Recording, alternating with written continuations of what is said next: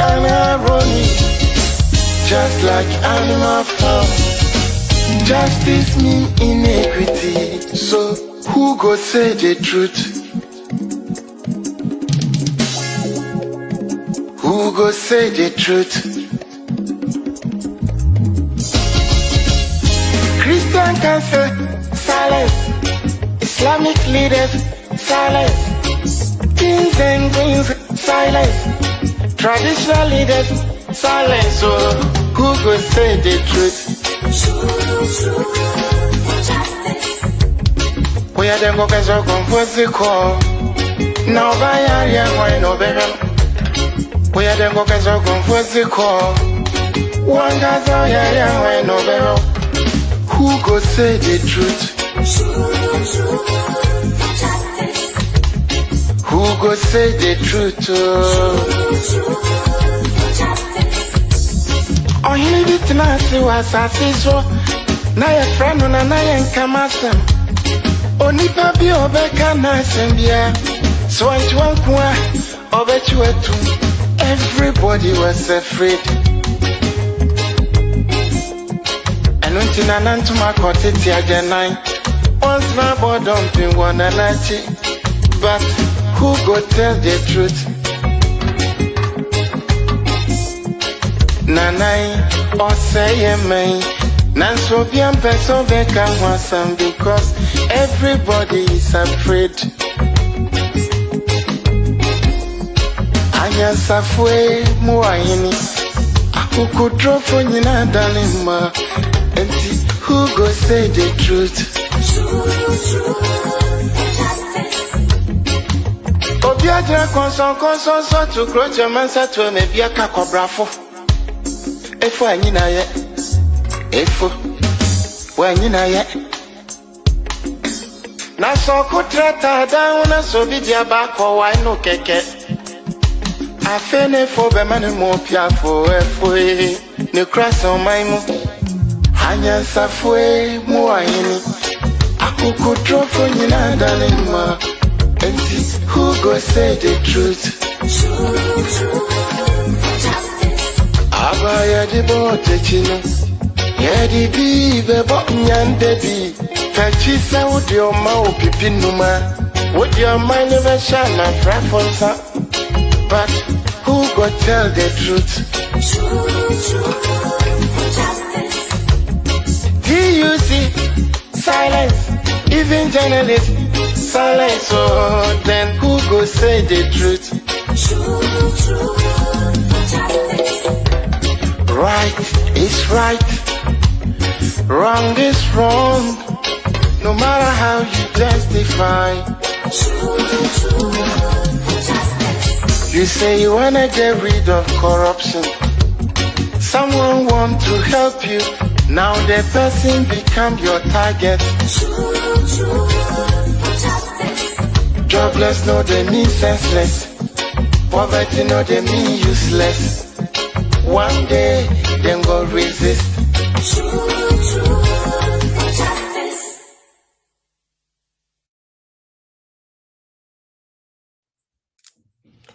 Hello, good evening, and welcome to my View Show here live on TodayGhanaNews TV, where every Monday evening we do well to bring you the best socio-political discussion there is on air. And this evening is not going to be anything different. Our regular viewers and listeners would have known that most often than not, we center our discussions on this show around things that happen in Ghana and in Africa, especially as they relate to the Ghanaian people. But we would also know that Ghanaians are not based only in Ghana. In fact, it is a well-known fact that Ghanaians are some of the most traveled people in the world, finding themselves dotted all over the world in every part of the world.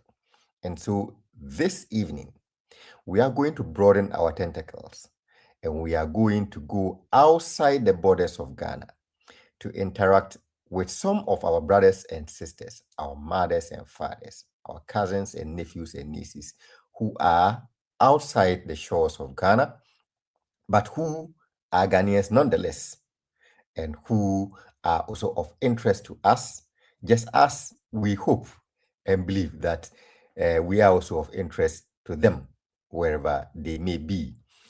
So, today we are traveling quite far away from Ghana, going all the way to Russia to have a conversation with the president of the Ghanaian community in Russia, to be able to interact with him so that he can tell us a little bit more about Russia, a bit more about Ghanaians in Russia, and we can explore some of the opportunities and challenges that exist thereof.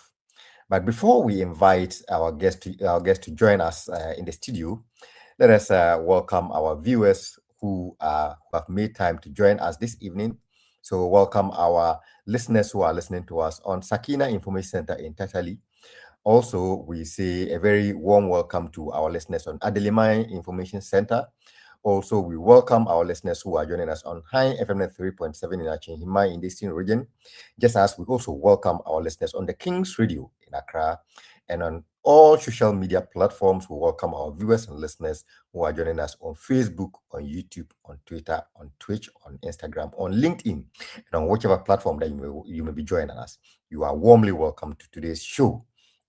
Now, having welcomed you, it's only proper that we welcome our guest for today. And today we are joined by Mr. Ebenezer Wepari.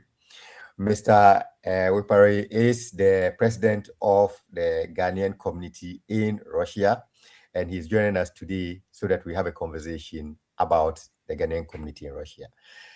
Mr. Wepari, welcome to today's show. Thank you, Mr. Albert. Good evening to you and your cherished viewers and listeners. I believe there are some who might be unable to watch because maybe they're traveling or with some other reasons. So thank you very much for having me.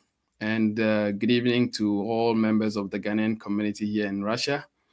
And of course, our fellow Ghanaians and families back in Ghana. The pleasure is all ours, and we are happy that you made time to join us this evening for today's show. Well, we pride ourselves by saying that we are the show that go online that care about our guests the most. So before we continue, how are you doing? Well, just like we did backstage, we have nothing much to complain about. You know, we're trying. Life is a journey, so we keep traveling every minute of our lives, isn't it? So I can only say that we're doing our best, and life is treating us well, and we're grateful for such an opportunity. Well, that's never a bad place to start from. If we don't have complaints, that's always good. For most people, when they hear Russia, the first that comes to their mind is the weather and how extreme it can be. But I'm sure that's not the case around this time of the year, is it? Well, yes. I mean, I've engaged some few travelers, Ghanaian travelers, who have just currently arrived in the country, and asked them what did they hear? What are some of the myths and, if you like, the stereotypes they've heard about Russia? They said, "A war happened." But anyway, they are fortunate to have arrived in summer, or if you like, spring, and so they are yet to experience the proper winter. But first of all, let me use the opportunity to also greet my colleagues at Cabinet, the executive board of the Ghanaian community. They are doing a tremendous job. They're doing very well, rallying behind the efforts that we are putting together to be able to ensure that the Ghanaian living in the Russian Federation, I keep saying that we are travelers, all of us, no matter what status that we hold here in this country. Our parents are not here with us. Our family members are not here with us. So the Ghanaian that you meet here is your father, is your uncle, is your sister, and is your Ghanaian fellow. So the need for us to gather together and to be able to assist and help ourselves is the most paramount thing, and they have to take it very seriously. So I often use the opportunity to encourage them and ask them to get involved, so that in times of difficulty and support, we will be able to identify them easily and probably know where they are, and then to be able to assist them. So I believe most of them are watching us right now. I've engaged them this evening, sharing the link with them, that when they have time, they should join to listen to the conversation and also leave their comments if need be. So yes, the weather generally in Russia, people say that it is funny and it's strange. You're unable to determine and even predict it. Imagine late in spring, a heavy snow. You wake up and you see outside like heavy snow. It's kind of strange. And even the Russians keep saying that this hadn't happened for over 10 years. You see, so you wake up and the surprises just keep coming. In summer, that you feel you should go out in shorts and t-shirt, and then you have to be carrying some kind of jacket with you because you're afraid the weather might change any time of the day. Yeah, so that mystery, or if you like, the stereotype is still there. But generally, the people are nice. They are wonderful. The culture is great. I came here as a student and thankfully I did my 2 master's degrees here in the same university, High School of Economics. And I live here permanently, if you may want to hear that. So for introductory purposes, this is Russia. Anyway, that's interesting to hear. But the weather is good. But let's get back in touch with our viewers and listeners in Ghana. For people who probably hasn't traveled outside Ghana before, who keep hearing Russia. For most people, abroad is abroad, but we do know that the world is quite vast, and there are different parts of abroad. How would you describe? Let's start with the location first. Where is Russia located in the world? How would you describe that to somebody who has never traveled before? Yes. So for purposes of education, there are people who would say, me call Europe. I'm traveling to Europe. Of course, we all understand that before the breakaway of the Soviet Union system, most of these countries were together. And so after that, the European continent was created somehow, and then most of the countries have broken away. Today, if you were reading articles and even in the books of Russians, they describe themselves as being an Eurasian country. So Europe and Asia sort of thing, so it's a connection of these two continents. So you can't say that Russia is fully in Europe. And I mean, they actually are not in the books. And so by the articles, and if you're writing any publication, you have to be very specific and ensuring that you categorize Russia as a Eurasian country. So that is where we are. And I believe most people also know that Russia is a very large country in terms of land size. Is the largest actually in the world. And I've had the opportunity to travel, across the country somehow, and it's wonderful. They have nature, trust me. And I encourage people who want to travel to Russia to actually find the opportunities to explore and to be able to learn much about them and their culture, how they protect their land and everything.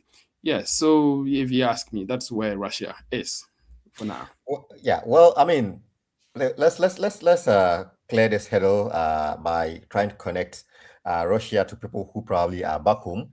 Then we can come back to deal with Russia and Ghanaians who are in Russia.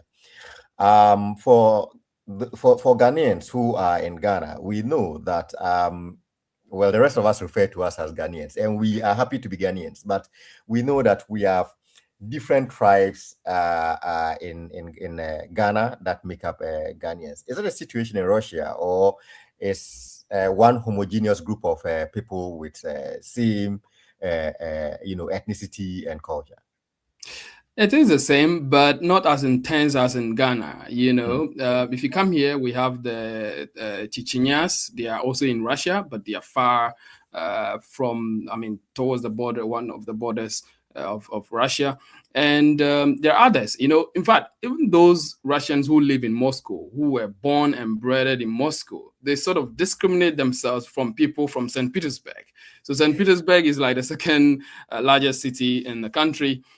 So when they come, they ask, which city are you from, or which state are you from? I'm from St. Petersburg. Oh, so they kind of, the levels are there. So yes, there is this sort of, but Russian, the language itself has become a national thing, and you don't really see the difference. Indeed, there is the original Russian language, which even the Russians themselves are scared to venture to learn about it. Because it is very difficult. The writings, the speaking of it, is difficult. And even with this ordinary one that they learn in school and use it as administrative language, it's also very difficult. And you see the students complain that they can't pass the language. They have to do extra lessons in the language to be able to pass the exams to proceed to the university. So the language is a bit of a difficulty, and you see Africans speak it and you are just amazed. It's wonderful, and it's great. So yes, there is such a thing here, just like we have in Ghana, but except it's not that so clear and discriminatory. Well, I mean, so let's say that for people who probably are in Ghana who are interested in, who keep hearing Russia, and they probably are interested in seeing some places. Which are some of the places that you would say are places of interest that people would should visit anytime they get to Russia? Well, of course, Moscow is the first place to be, but you won't get to see the proper indigenous Russian culture. So if you really want to see that, you want to travel outside of the cosmopolitan city, which is Moscow. Travel to neighboring regions in St. Petersburg, like Vyborg. You can go to Reskiala, and these are places that you can go. You can go to Ivanov. But the places that I would really recommend, Yalta, if you like Crimea, it's within the Crimean Peninsula. Yalta is a place where the final decision of the breakaway of the Soviet Union actually occurred. I was there recently, and I stood in the conference room and I was dropping tears. I was so emotional, and Russians go there to actually drop tears because, a whole history about it. So you want to go there to learn about the Russian culture. There are places like Baikal, Yakutsk. It's within the Yakutsk region. I've been there also last year. And that's where you find the deepest lake in the world, by all standards. The records are there. And so people should go there, but you have to have a proper planning to travel because you need days to travel. Yeah, imagine you were even going to travel from Moscow to Yakutsk, you need not less than 3 hours by flight. If you're going to go by train, you will need about a day and a half. And you just don't go to one place. You have to be moving from one place to the other, and then you can be able to see a lot of things. So proper planning really should go in. And of course, you must have money. It's not very expensive, but if you plan ahead of time and you know where you want to go, then you are good to go, right? So a lot of places. There's a place we call, there are a group of cities that we call the Golden Ring. We have them, Pereslava, Yaroslav, Sergei Posad, and they surround Moscow sort of thing, and people travel there just to learn the culture and the people. Their way of life there is quite different from people in the city, and you should visit the museums. They have every building, at least every 100 meters, you see a museum of a different kind, unique. You want to learn about them. It's a beautiful country. I haven't had the opportunity to travel elsewhere, but being in Russia and traveling from one city to the other, I really, really, really have learned a lot about the people and how nice they are. Even when you are in a public transport, they want to engage you. They want to ask you where you are in Russia and a whole lot of things. And they're happy to see how you want to explore their country. And that's the beauty of it. Yeah. Interesting. Okay. So probably we'll get back to this part of the conversation at later stages. But let's talk about a man. You are in Russia. Of all the countries in the world, why Russia? Well, I mean, it's a funny story somehow. You know, I was working in Accra, so one of my friends who got admissions to one of the universities here told me that, look, there's an opportunity. Why don't you submit your application? We had just come from the University of Ghana, and I was like, oh, Charlie, me, I don't want to travel. I'm already working. I was like, just give it a try. You can go and do your master's degree or something. So he actually got 2 admissions. So he got one in Canada. So he decided to go to Canada, and then somehow he assisted me to leave my application in the system around May somewhere in 2013, and then I got the notification that I was admitted on a full scholarship to come and study. I was so excited about it, so I had to prepare myself to come for the first time. I was so reluctant to come because I've had such stereotypes that most people would have about Russia, that me kweden or honum, you know, bomb and seminary. You know, but when I finally arrived in Russia, I was one of the first international students to write an article on the university's website, you know, about stereotypes and, you know, things that I've observed upon arrival and the differences of thoughts, you know, prior to my coming to the country. So, I mean, I had to demystify myself with these informations and also share my experience with people who might come across such articles to read them, to be able to get a different view of Russia. You know, so, but that's been the story of coming to Russia. When I came, I completed my first master's degree. It was in psychology, and then I decided to do another in public policy and finished that in 2020. And then now I live here officially, I mean, permanently somehow. Yeah. Wow. But it's been a beautiful experience. Well. The fact that you say it's a beautiful place probably helps in the adaptation process. But how was it like settling down in a new country? Probably is that the first country that you visited outside Ghana? And That is how was the adaptation process like living in a new country far away, thousands of kilometers away from home, right? And in a new language, with people of a different race altogether. How was that adaptation process like for you? wouldn't you ask if I was scared or not? Well, well, I mean, as a scholarship student, I really didn't have much to bother about. You know, I was just grateful for that opportunity, and I use these things that I've learned to guide newbies. I mean, new Ghanaians traveling or Ghanaians traveling into the country fresh. You know, so once you're a scholarship student, you really have less to worry about. I mean, or much to worry about. So almost everything is provided. You get your stipend, you're able to take care of your groceries and your accommodation, and you live in a student hostel. All you have to do is to go to your classes and so on. So in the second year, somehow I decided to find some part-time job. You know, so I was engaged in teaching English language in some of the schools. So I was also gathering some few coins to be able to talk myself with some things, you know. So it's been the process, but clearly there were some Ghanaians here ahead of us. I think 2 years ahead of us, and so they also took us through the orientation and showed us 1 or 2 things about what to do, you know. And we also met Ghanaians generally who lived here, who came for a very long time, and they lived there. The embassy was also here, so we could go there to ask questions, to seek for services. If we had passport issues, you know, consular issues, we could walk in there and then get those informations, or if like those counseling or services. So that has been but we also had Russian friends, our classmates. They've been helpful. We were not the only international students. There were international students from other countries, Europe.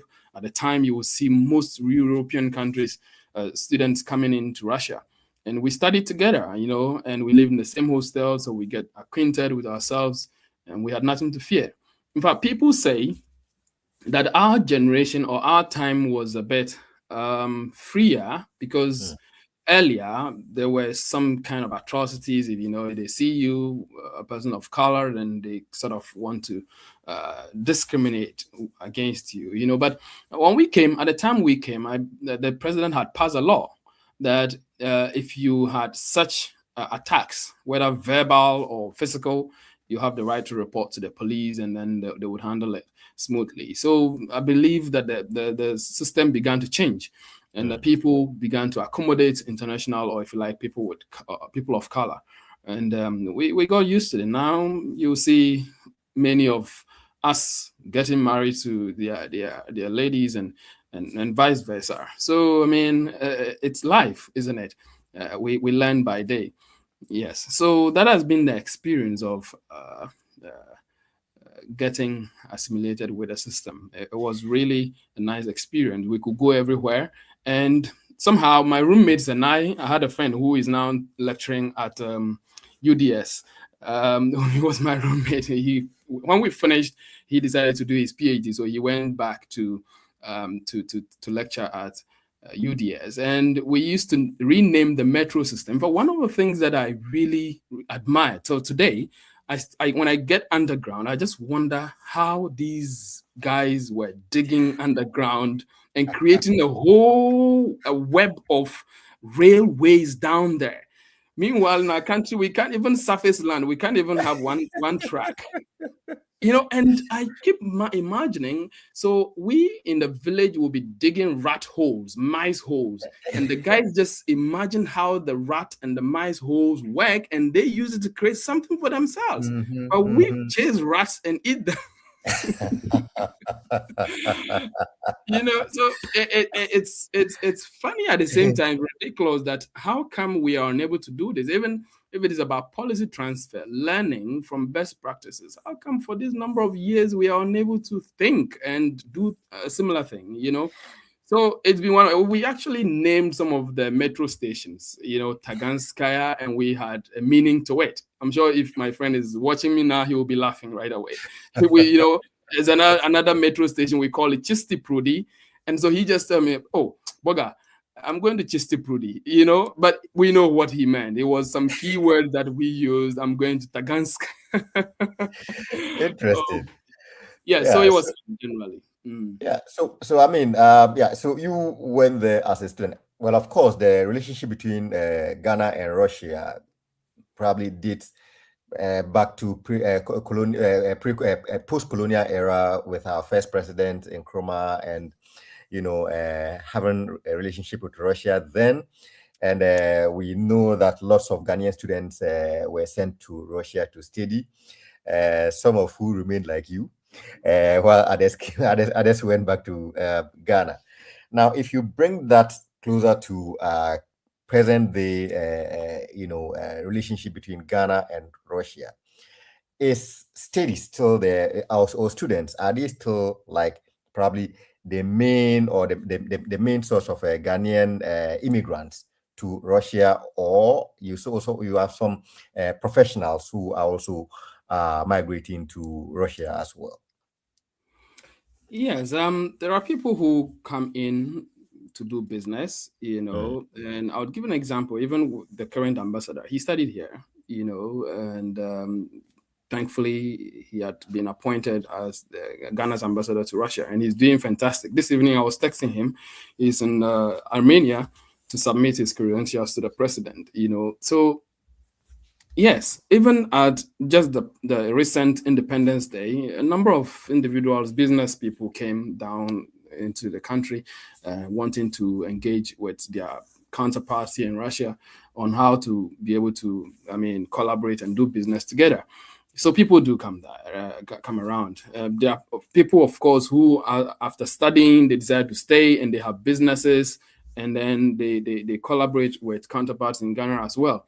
So yes, it's not just about students living here. Of course, there are a number of Ghanaian students across the country. Some of them, when they text you, oh, I got your number, I want to join the Ghanaian community, I ask, where are you? The person mentions the city, and I'm like, what? There are Ghanaians there too? And yeah, there are some of the places you need about 7 days to get there. It's a country that has 11 time zones. Imagine. Wow. So we are in Moscow, and some of the cities are ahead of us in hours, in the same country. So yes, and whilst you're talking to some of the students, it's already midnight there and it's daytime here. You can imagine what is happening. Yes, so clearly, I can't say that maybe now, because of technology and the way the world has become modernized, business opportunities are opening up, and people get the opportunity to also work with the Russians. In fact, there are a number of Ghanaians also in Ghana. Recently at the embassy, they tell me how many visas has been issued to Russians who want to travel to Ghana. So you can imagine that there is a lot going on between the two countries. So, I mean, from your experience in Russia so far, if you were to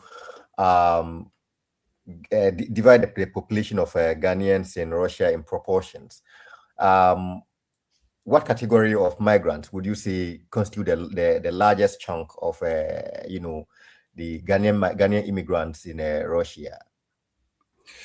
Well, I can say the students would override the rest of us.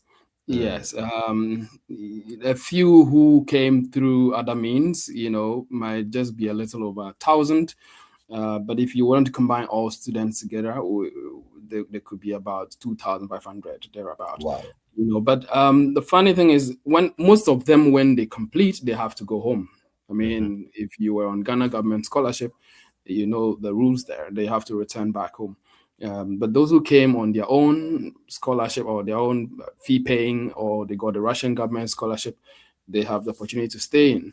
Recently, a company, Jospon company, actually sponsored over 150 Ghanaians to come and study here. So you can imagine how many students would have to leave by the end of June within that student population.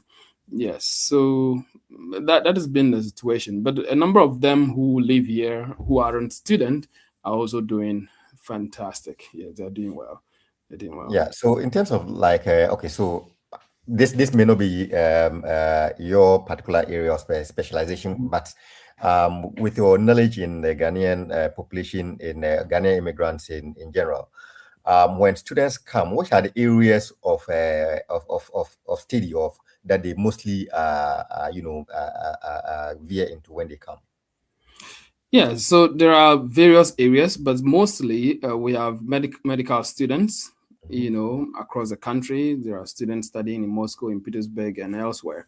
But you also have most students in the engineering field and the social sciences as well, but very few of them.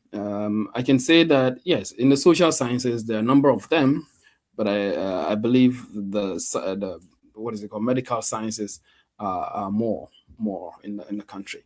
Yeah. And what would be the retention rate when after people complete their studies? You clearly seem to be enjoying life in Russia. Lots of people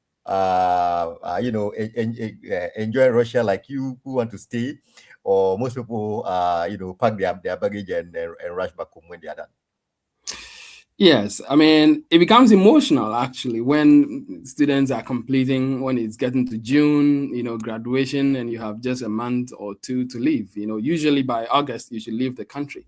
But, since 2023 or 2024, thereabout, the president had passed a law, or the parliament passed a law, that students who study here would have the opportunity to stay back if they want. But you have to go through a number of immigration processes. Initially, our time, you had to have a red diploma, or we call it the first class, right? And then you can apply to get a temporary, a permanent residency, right? And so in around 2023, the government had now reviewed that policy and allowed all students who complete their master's program to go through a certain immigration process to be able to obtain this permanent residency. But it's not as easy as people would imagine it. You need a lot of documents, to do with registration. When you're out of school, you should have you should leave the dormitories, right? So it means you have to go and rent an apartment, and usually there's a difficulty with that. You may get the apartment, but the landlord or landlady may not issue a registration for you. The registration is a document that indicates where you live, your physical address. So it has to be in the system, so that if in case of any emergency they are looking for such a person, they know where to find him or her. And so that becomes a difficulty because, by the rules of owning property, housing. Once someone is registered in your apartment, it means the person owns the house too. So they also are afraid. A few people will be generous to help you, but they won't give you for a longer period. They could give you up to 6 months. Some will give you 3 months. Some will be giving you like 1 month, and it's frustrating because without the registration, the police can stop you and frustrate your life. That is one of the difficulties there, But generally, I think it's a good policy to allow people who come to study to be able to stay back if they choose to stay back. But I would actually encourage Ghanaians to try and get this residency before they even leave for Ghana, because you never know. You may want to come for holidays, you may want to come and see your friends, and you don't have to go through visa processes. Once you have it, you can just travel in and out as many times. But recently, there's been a new rule about that particular document, that if you obtain it, you must be, if you don't work for 8 months continuous, it would be revoked. So you have to be officially employed once you receive it to be able to keep that residency going. Yeah, a number of conditions to it as well. Officially employed as in any kind of employment or employment related to probably your skill set level. It doesn't matter where you go to work. The employer must employ you officially. In fact, the government emphasizes and insists that every employer must employ their employees officially. Okay. But there are others who don't want to do that because either the person hasn't got a document or they're afraid to pay taxes, But a number of the companies they have no choice because they are being checked. So they'll have to employ you officially. And that really helps because once you are officially employed, then you know that you can, because with that particular permanent residency, every year you have to go and report yourself to the state that you are still in the country and this is what you do. You are employed. You are not homeless. You're not that. So you go with all the documents to report yourself. If you're not working officially, it means you have to have a certain amount of money in your bank account as a reference to show that you're able to take care of yourself. If not, they would depend on that to revoke it. But I understand even with the bank statement thing, they are beginning to relook at it and cancel it out. So you have to be working officially. So that is also where a challenge comes in. I believe people would find a way to bypass that as well. Well, we are Ghanaians. We always find a way. That's right. So, but apart from the work clause, are there other prerequisites that people need after staying there for some time in order to do that, so that they can get this resident, so that they can stay? Yeah, so then we're still talking about students. So if you're a student currently, you have the opportunity to also apply for something we call RVPO if you're still a student. And that's why our time, by August, your visa would have expired. So you have to leave the country. You have no opportunity to stay and do anything, So now, currently, you get the RVPO, which is a 3-year student visa period. So even though your master's program is 2 years, then you have a few months after studies to be able to go through the necessary processes to obtain this permanent residency. Unfortunately, again, like I mentioned, there are people who are unable to do the things really quick before they leave the student hostel before submitting the application. So if you leave the hostel, then finding a registration becomes a difficulty. And then it means that you can't submit the application because it's a vital document to be able to submit your application. So I keep encouraging them and telling them, look, get all necessary documents down.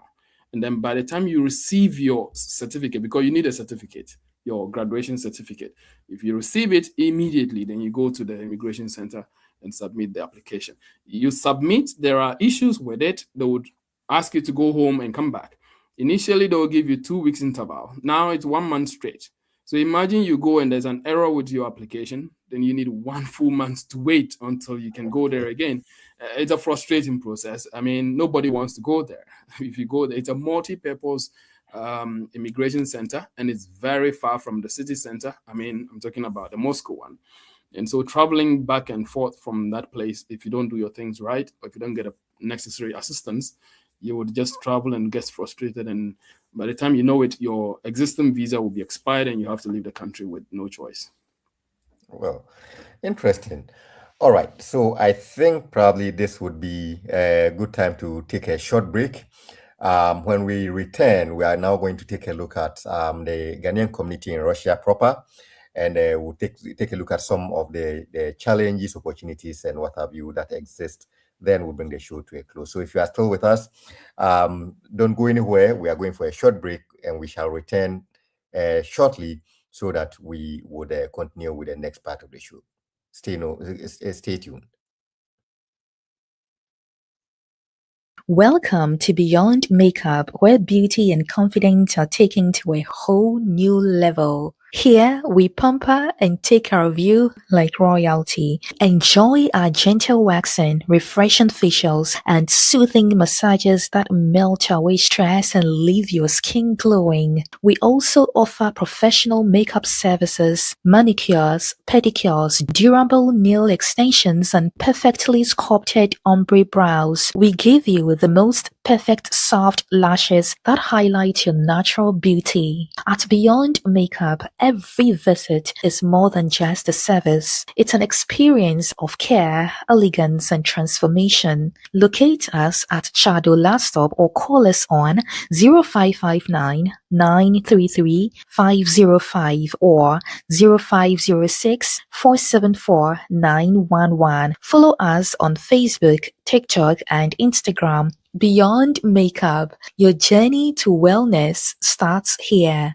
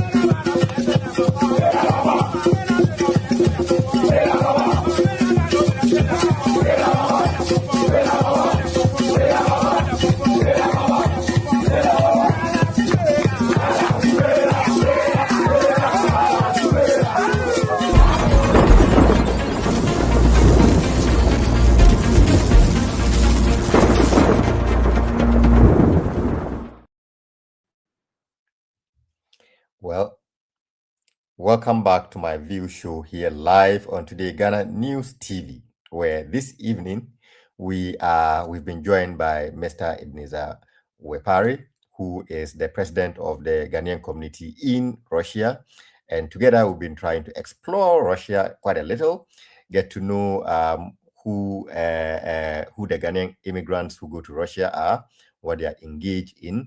And in the next part of the show, we are going to delve more into the Ghanaian community, see some of the challenges that they are facing, and probably look at some opportunities that exist there for those who probably will be interested in going there sometime in the future.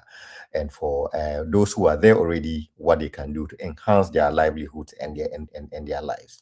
But if you are joining us, We say thank you to our listeners who are joining us from Sakina Information Center in Tatali. We also say thank you to our listeners on Adelema Information Center. Also, we say thank you to our listeners on High FM 3.7 in Achimai in the Eastern region. Just as we also thank our listeners on the King's Radio in Accra, and for all our viewers and listeners who are making time to join us on all social media platforms, on Facebook, on YouTube, on Twitter, on Twitch. We are most grateful for your time and for joining us this evening. Let us now take some comments from our viewers and listeners. Then we would invite Mr. Wapari back on the studio. Nanate from you say good evening, greetings from Tatali, Northern Ghana, and you are greeting us from Sakina Information Center, and all your and all the listeners as well.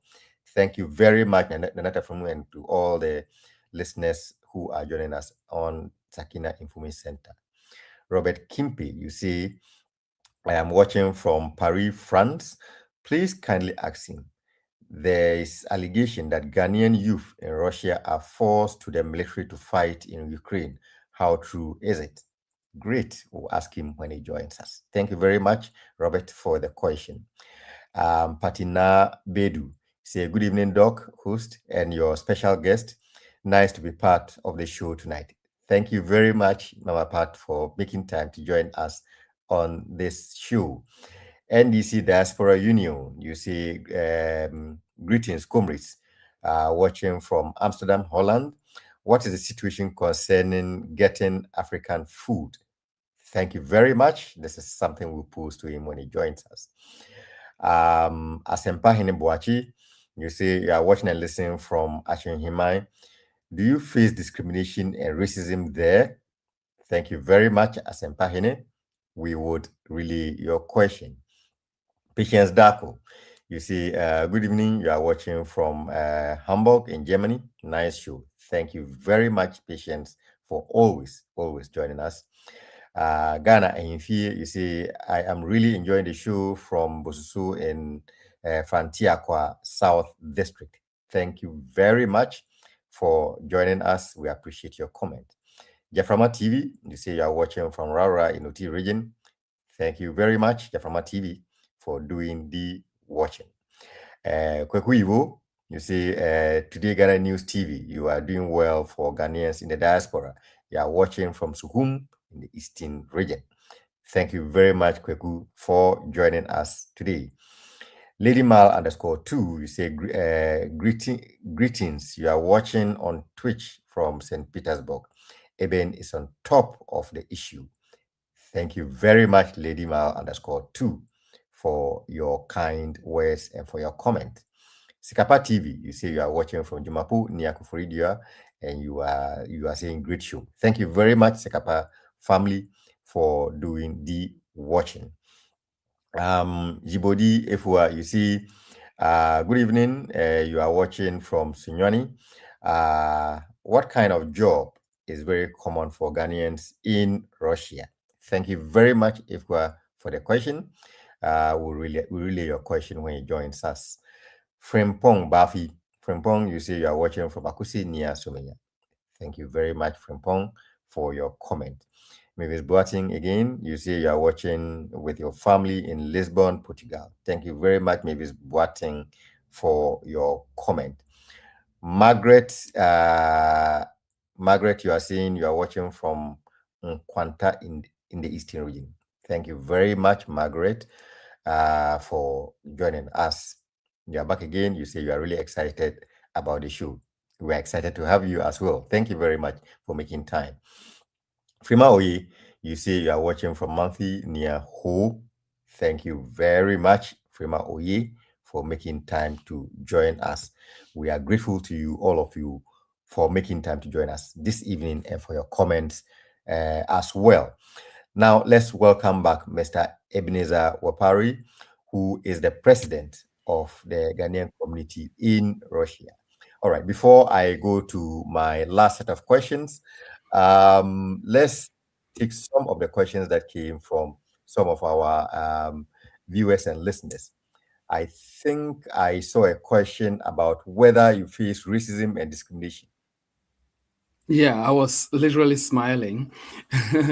Well, not at all. Not at all. These are some of the stereotypes, I mean, again, that I referred to earlier.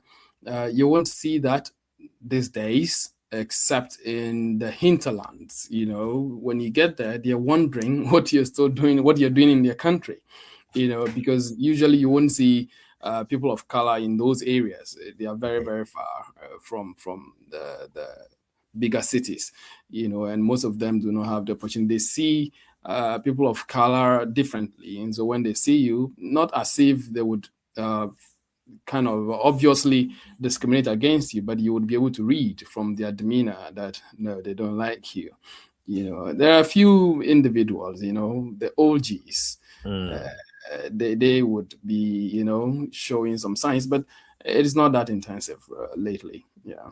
And All again, by the laws that were passed by the government, they are all scared to misbehave that way, because once you report them, they will be in trouble. Mm. Great. I think Robert Kimpe wanted to know. He said that there are allegations that Ghanaian youth in Russia are being forced to, fight in the military in Ukraine. He wants to know how true that is. Sir Albert, I'm seated here talking to you at my comfort zone.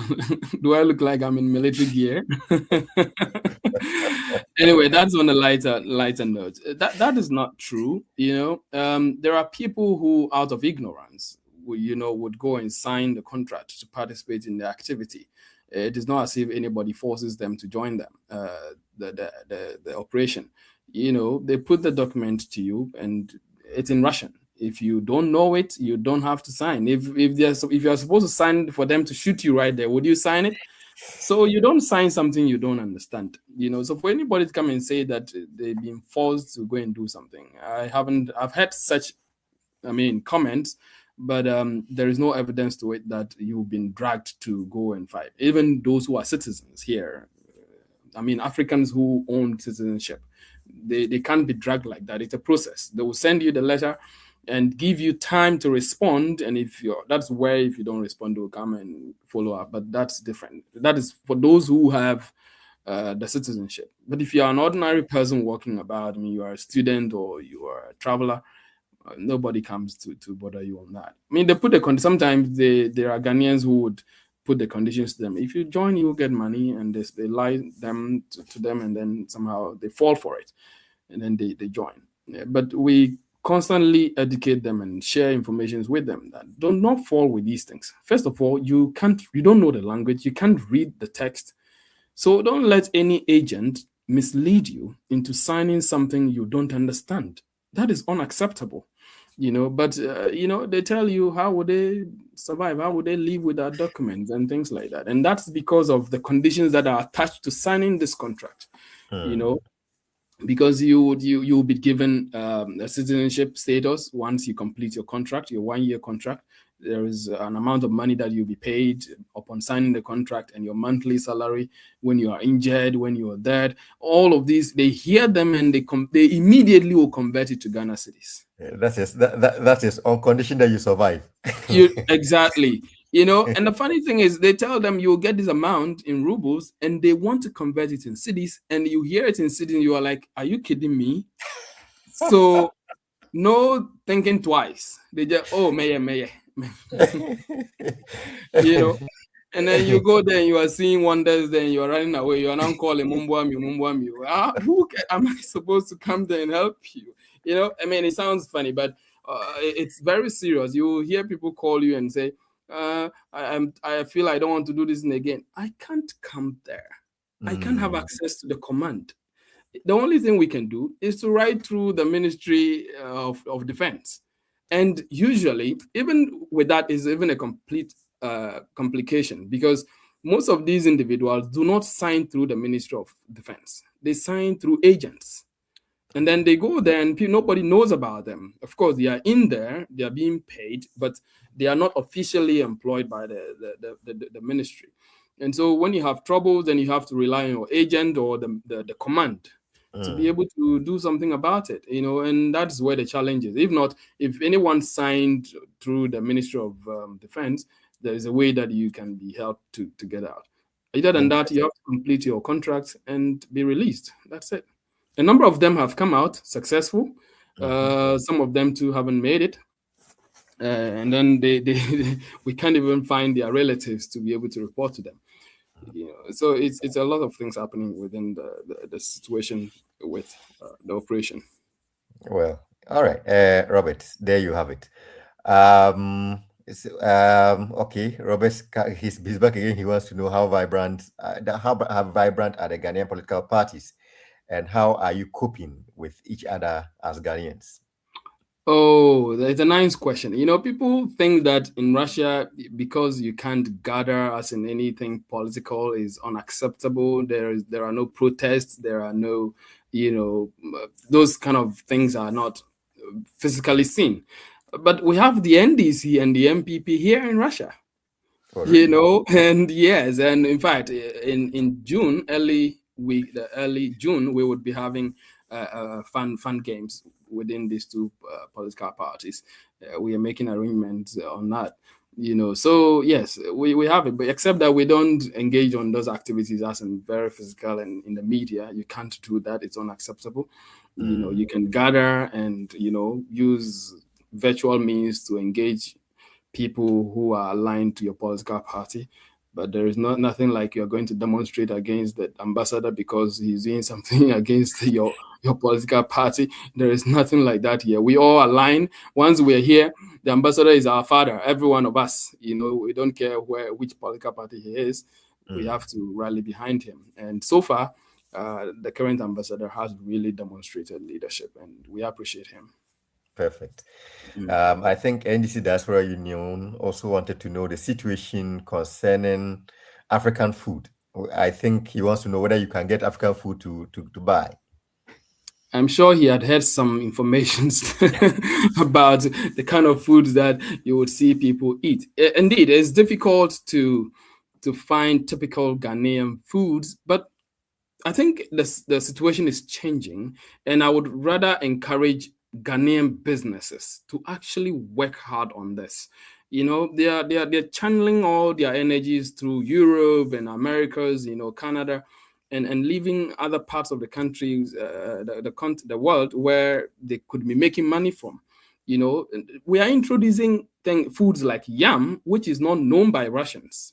And these yams are actually brought from Nigeria, and they are completely different from what we have in Ghana. They are very hard, and by the time you finish eating, you have pains with your jaws, and we are wondering what kind of food our brothers eat in Nigeria. But you find these Russians try these foods and they want to have them. Our sweet potato is even different from what they have here. And once they eat ours, they're like, wow, where is this from? It means they want to have it. So I would use this opportunity and this platform to send a message to our senior citizens who own business and are well-to-do. If they need assistance, the Ghanaian community is available. The embassy is there, through, what is it called? GIPC. They can engage and ensure that they are able to extend a helping hand to Ghanaians living here, and of course, Russians who would want to try African foods. Ghanaian foods are unique. They're different. You eat them and you can really feel the difference. But of course, we are able to have access to African foods. There are Nigerian African shops here. There is, even within the Ghanaian community, there are individuals who, import these goods. Thankfully, they don't restrict them, because usually there's some foods that they'll restrict you. They don't know what that is, whether it is approved by their state or not, because they don't want people to come and eat something and then they get sick and they don't know what kind of medication to give to them. But so far, it looks like it's an open door and people can bring these goods in, and Ghanaians buy them, Africans buy them a lot, and it's a good thing. But I think we really need to expand that business area. And we would really call on people who want to do business in Russia to come. There are spaces you can open a shop, put somebody there, just ensure that you have a means to be able to transport the goods into the country, and it can be vice versa. There are products from Russia that you may want to sell in Ghana. For example, cooking oil is very cheap here, and you can export them to Ghana as well, so it's a call that we are making. As president of the Ghanaian community, is one of the things that we are actually working on to see if we can engage. But recently, we tried to write to some of the companies just to engage them, but they might not know a lot, and they still have those stereotypical views about Russia. And the difficulty has to do with even with the sanctions. Sometimes it's very difficult to transact business, sending money, and so on. But there are means and ways. Now the banks somehow have some agreements with outside banks, and you are able to bypass some of these things, maybe in a legal way, to be able to do business as well. So we would encourage Ghanaian businesses who want to get into the country to come and do business here, so Ghanaians can have a feel of home whenever they need it. Well, talking about work and business, I think Zibodi, if we wanted to know what kind of jobs are the common one for Ghanaians in Russia.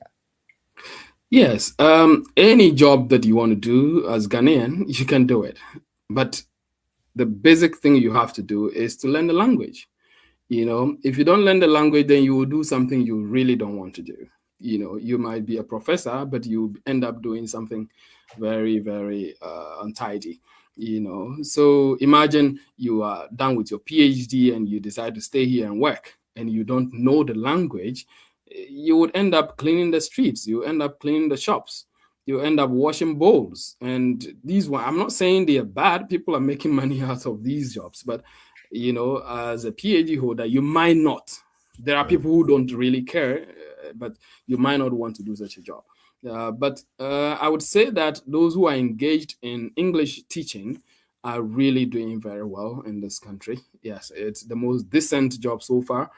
There are a few who are in the IT field, and it's also great. There are some who are doctors who work in the hospitals and the clinics, polyclinics, and others also work in the laboratories. So every area, you'll find Ghanaians there. There are a number of Ghanaians working in every corner.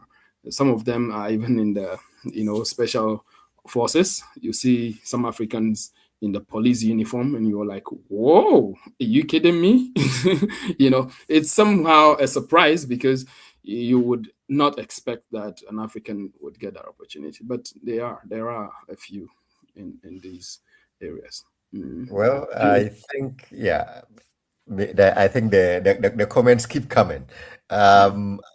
Margaret wants to know, is that I should kindly ask about intermarriages. Say, how easy is it?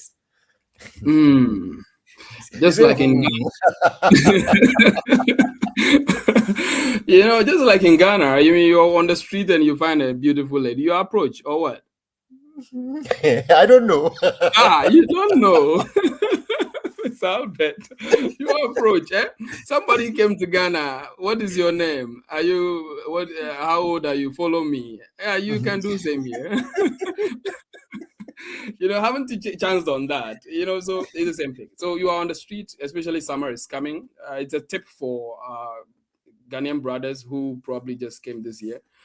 Summer is coming. You will see fine ladies walking. I beg you. I didn't ask you to go for the young ones. So some of them, their body look like they are adults, but they are not. I beg you. Yes. So yes, and they would actually dress somehow to entice you to approach them, and before you know, you're in trouble. So, but yes, it's easy.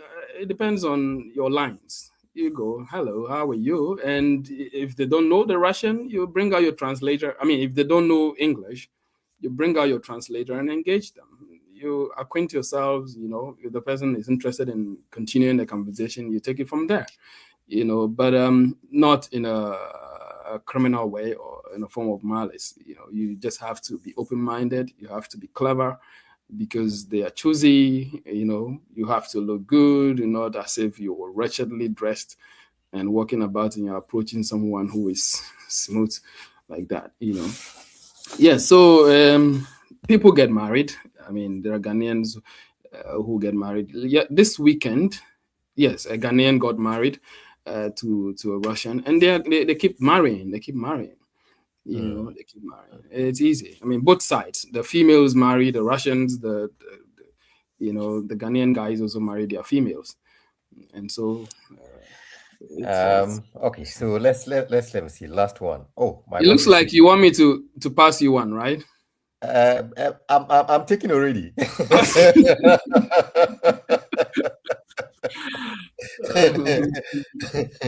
Oh, yeah, my how do you call it? I think last comment. All right, this Maxwell Netty. He says we are here with you. Thank you very much, Maxwell, for making time to join us. Time is fast spent. Would not like to keep you longer than we programmed. So we ask you one last question, and then we wrap up. Looking ahead, what does the future look like for Ghana-Russia relationship, and and the relationship between the two countries and the two people moving forward? How do you see the future of these two countries? First of all, I believe that the number of Ghanaians or Africans who troop into Russia to study or travel here and they learn a lot about the country and the people should be able to go back home or speak to their relatives back home, their friends, their families, let people understand that what they know about Russia isn't what it is. You freely walk on the street, you're going somewhere, nobody, hey, Drew, Kagdela, and they want to just engage you, embrace you. They want to ask you, where are you from? Can we travel there too? And they want to make everyone is free in this country. You don't even feel as if anything is happening. I mean, to do with this special military operation. So yes, that demystification of stereotypes should really happen. And I believe that our generation should do that. If maybe our predecessors did not have the opportunity to create that atmosphere of friendliness between Russia and Ghana or the African continent, and especially now that the BRICS is coming in, you see a number of African countries wanting to participate in the BRICS, and it will open up for Africans to be able to have access to Russia and the culture. Russia is also doing very well in some African countries. If you go to the University of Ghana, for example, there's a Russian language department. Sorry. Yes, where people go training to learn the language, and that's also an opportunity for them to be able to travel here and then also be able to learn something. But mostly has to do with the governments, the two governments, and like I said, the current ambassador is doing fantastic. He's doing fabulous, trying to bridge that gap. He had studied here, so he knows the terrain. He knows what to do. He understands the job. And we are rallying behind him and to ensure that this relationship would grow. Today, we are talking about energy crisis in Ghana. In Russia, for example, you will barely, in fact, there is nothing like Domoso here. They have everything that it takes. You are in Europe, so you maybe a few years ago, you will know that Russia supplies energy to these European countries. And they still do, actually, even with all of these sanctions, they still do. So if Russia is opening up, in fact, there's an opportunity window for African countries and especially Ghana to be able to tap in and get that access. By the time they finish this operation, you would have established yourself with this opportunity. But we are waiting and just sleeping on the job. But I believe that the President, John Dramani Mahama, would really look at it. He had been here prior to his election. And I believe that he had had a very wonderful conversation before his re-election. I hope he would make a bold step, a bold one. I mean, when I say bold, it might not be easy because, enemies of this country wouldn't want such a thing to happen. But if they really want to salvage Ghana, they have to really take bold steps to ensure that we break away from the shackles that hold our legs and our hands so we can be able to grow our country. Because Russia is ready. You have Gazprom, who is ready. And you would see that even there's this oil company in Ghana, Look Oil, it's a Russian company. Most people don't even know, and little by little, you see Russian companies trooping into Ghana. We have Yango. People don't even know the Yango is a subsidiary of Yandex, which is a Russian company. People don't know that. Yango is a Russian company, and it's within the West African region. If you go to Burkina Faso, they are there. They are in Cote d'Ivoire, I think in Nigeria too. And we are just praying. Recently, we tried to engage the Yandex company to see if they'll be able to open up a courier service, because during the sanctions, DHL left, and it now becomes difficult for moving of goods and services between countries, if you like, the continent of Africa and Russia. So if Yandex is able to open up, and now they have several market platforms. You have Wildberries, you have Ozone, Yandex Market. All of these opportunities, Africans can have access to these ones and to be able to, so the relationship, I believe, that would grow as long as we deliberately work on it. Because if we just do 50 and then leave it to break down, we come and start again.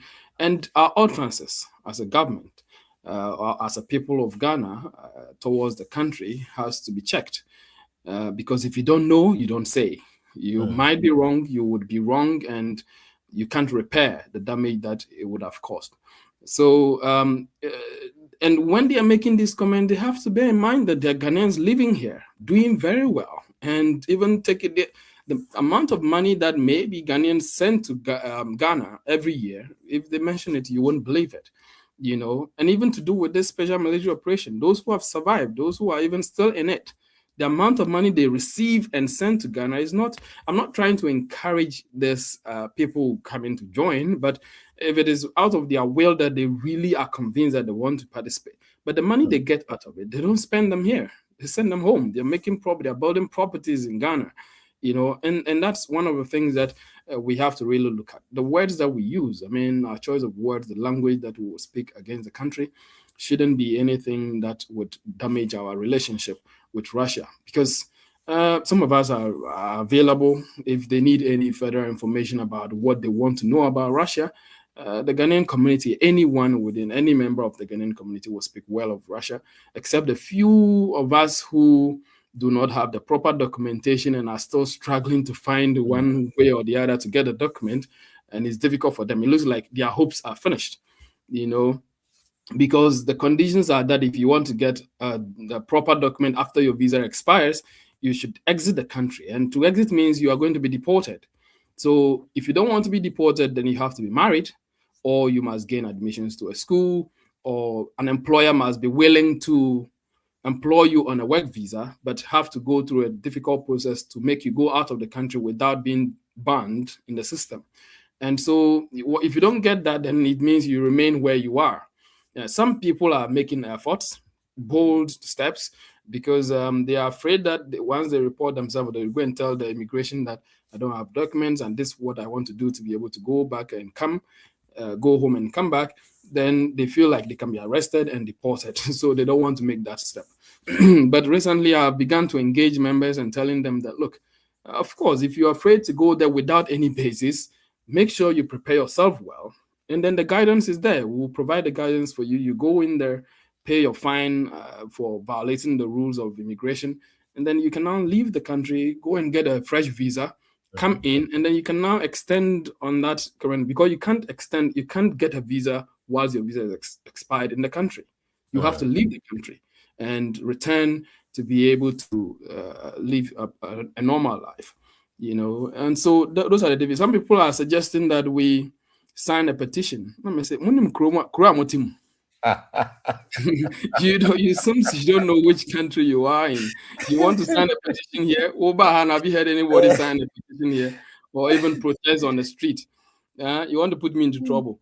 Anyway, so those are the things, and I believe a few people who are taking those steps. In fact, as I'm speaking to you, there's a gentleman who is currently in Ghana and would return soon. He just went through the process that we shared with the members of the Ghanaian company. I'm just praying that he will return soon.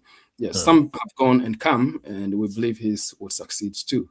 My final words. Okay, I don't know if you have a final question, but I would have. No. So the final one would be if you have any message for can students work at the same time? I think he did it.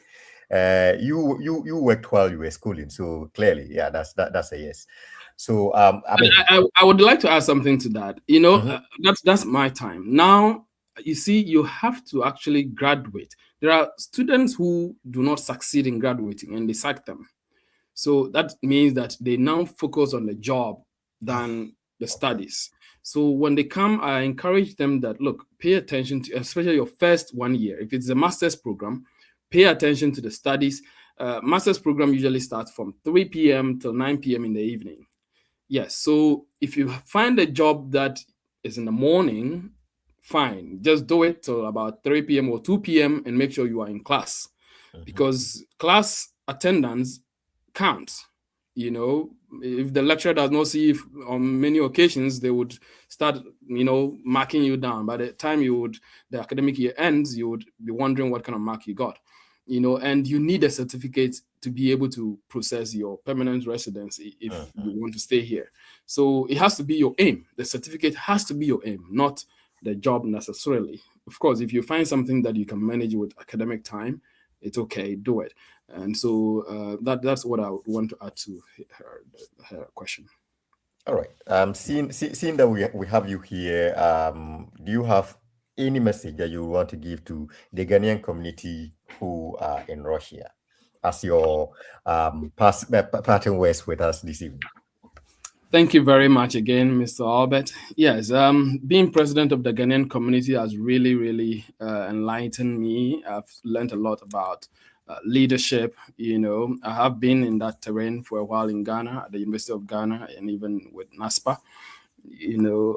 And when I came here, I also was leader with the student union here at NUGS. But being president of the Ghanaian community was a different terrain. You are handling, people who are older than you, handling people who are richer than you, people who are well-to-do, experienced, they've lived here longer than you came. And you have to coordinate them, you use your skills and everything to be able to get people to respect you. And I believe that so far we have been able to maintain something. In fact, we have actually built this community since I became presidency. It wasn't as vibrant as we would see today. Most of the members who would be watching us will testify. We have formalized everything under my tenure. I registered the Ghanaian community officially with the Russian Federation, the Ministry of Justice. And now we operate as a legal entity. We do all our tax filing and everything. A whole lot of things. We have website, we have social media platforms, we have chat platforms where people can engage and interact. There is a marketplace where people can find Ghanaian goods and services. With this era of sanctions, you will see people wondering how to send money home, to receive money to the country. And then we have people who are able to help within the community, And yeah, we've been able to manage the people well. And we are still trying to get as many as Ghanaians living in the Federation together in case of any emergency, for evacuation purposes, somebody's ill, somebody, we have to find their relatives back in Ghana. It will be easy. And we constantly educate them on how to also look out for one another. Last year around this time, there's a gentleman who went to work, came home in the evening and began to complain of his arm. A few hours later, his language has disappeared. And it was so sad. He got stroke. In less than 3 hours, stroke. And it was a terrible incident. For 3.5 months, we were suffering, going back and forth. In fact, he was in another city, St. Petersburg, and then his friends bought tickets for him. They didn't even know the conditions of flying a sick person. They bought a flight ticket for him. They didn't have, proper documents. So they brought him to leave him at the train station. The general secretary and I had to leave a funeral ground, but there was a Ghanaian that was being cremated. Left the place, went to carry this guy. Also took him to the airport. We got there and they said they were not going to pick him up because he couldn't fly alone. And his condition was very poor. To cut a long story short, a lot of things like this happen. As we're talking currently, there is another guy in another city who is undergoing some treatment also. Recently, one was sent home. A lot's happening, and I can't say all, but I'm just going to use this to appeal to members of the Ghanaian community that they should look out for each other. I often will do that. I have a message that I just copy and then I share randomly to many Ghanaians, and the heading is just a routine check. So checking up on you, how are you doing? Do you have any question? Then you find people now telling me, oh, this, I've had this issue, this. And I was like, see? So then it's a good thing. I also encourage them to do same to their friends, their families. Even if someone you knew now becomes your enemy, just text them and ask, how are you? Is everything fine? And let's be able to live here in peace and in harmony. Yes, a special thank you again to executives of the Ghanaian community. My General Secretary, Enoch Yafosu. He's doing a wonderful job. I can't mention all of them, but let me just try before they kill me this evening. Yes, Abana Zewa is the Women's Commissioner. We have Theophilus. Eric is there. We have George. And who else? The T-Rex, John Kofi. Kafui is there, Japheth. All of them. I thank them very much. And senior members of the Ghanaian community, the chairperson of the Council of Elders, Mr. Jonas, and his secretary, Mr. Moses. Thank you to all of them and all embassy staff. All of them, in fact, they are doing a wonderful job there. Dr. Rama, Mr. Herbert, Dr. Panyan, and His Excellency himself. I texted him a few hours ago, just before this meeting had begun. He's out of Russia, in Armenia on duty. Of course, the consul department, Mr. Jekum and his deputy, Mr. Terry, and all the guys there in that consul offices. I extend my greetings to them. And of course, the accountant, Mr. Chei, if I don't mention him, he will eat me up. Yes. Yes. So, and then, of course, to my family back in Ghana, my parents, I extend greetings to all of them and all my UG mates.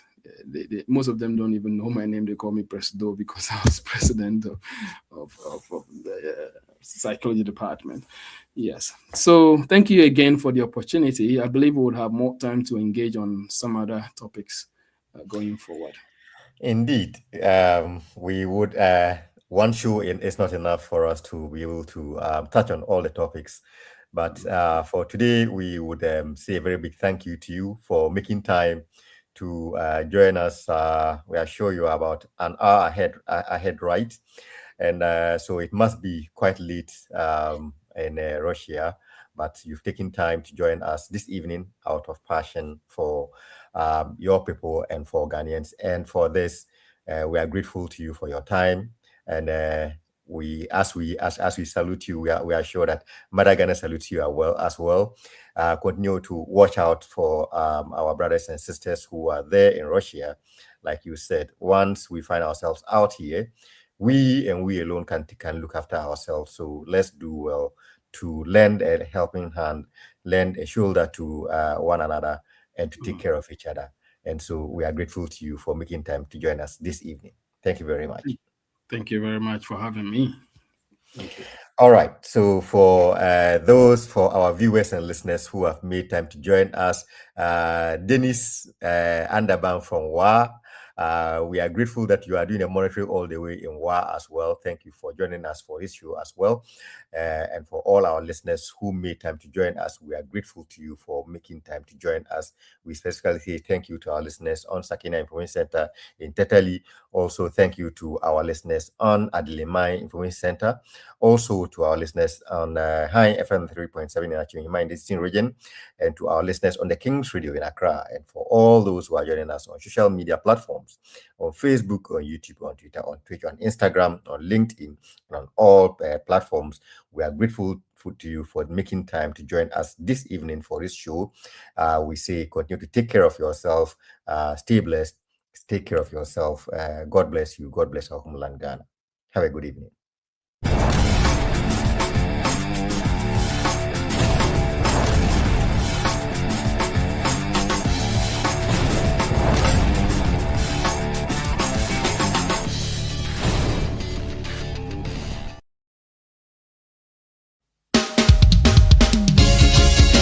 The country where I come from, the truth is irony, just like animal farm.